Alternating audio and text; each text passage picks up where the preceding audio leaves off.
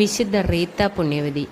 ജീവിതം അവൾക്ക് മുൻപിൽ വെച്ച് നീട്ടിയത് മുഴുവൻ സഹനങ്ങളായിരുന്നിട്ടും പരാതിയില്ലാതെ കർത്താവിൻ്റെ പീഡാസഹനങ്ങളോട് ചേർത്ത് അവയെ സ്വീകരിക്കുവാനും നിരന്തരം പ്രാർത്ഥന കൊണ്ടും ത്യാഗം കൊണ്ടും നഷ്ടമായി പോകുന്നു എന്ന് കണ്ട തൻ്റെ ഭർത്താവിൻ്റെയും മക്കളുടെയും ആത്മാക്കളെ സ്വർഗത്തിനായി നേടിക്കൊടുക്കുവാനും അവൾ ഉത്സാഹിച്ചു. നെറ്റിയിൽ ദിവ്യമണവാളൻ ചാർത്തിക്കൊടുത്ത മുൾമുടിയിലെ മുള്ളിനെ ഹൃദയത്തിലും ഏറ്റുവാങ്ങിയ അവൾ ഭാര്യ എന്ന നിലയിലും അമ്മ എന്ന നിലയിലും സന്യാസിനി എന്ന നിലയിലും തൻ്റെ ജീവിത നിയോഗങ്ങളെ സ്നേഹപൂർവ്വം പൂർത്തിയാക്കി ദൈവത്തിന് സമർപ്പിച്ചു.